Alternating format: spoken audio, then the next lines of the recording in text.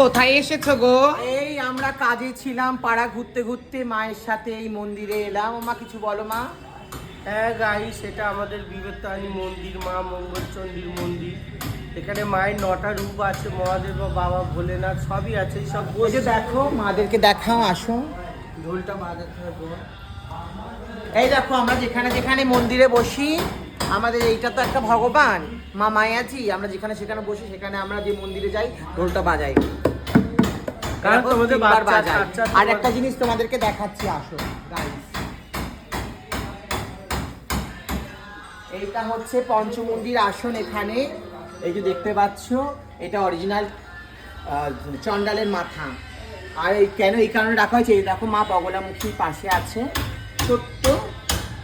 আর এখানে যজ্ঞ হয়, এখানে যজ্ঞ হয়, বুঝেছো? এই দেখো দুর্গা মন্দির রয়েছে, মা শীতলা, লোকনাথ বাবা, হনুমানজি, সুন্দর মন্দির। আর একটা জিনিস দেখাচ্ছি গাইস, এই যে এখানে মহাদেব রয়েছে। হর হর মহাদেব, হর হর মহাদেব। ভিডিওটা বেশি বেশি করে শেয়ার করো, লাইক করো, কমেন্ট করো। ভালো থেকো বন্ধুরা।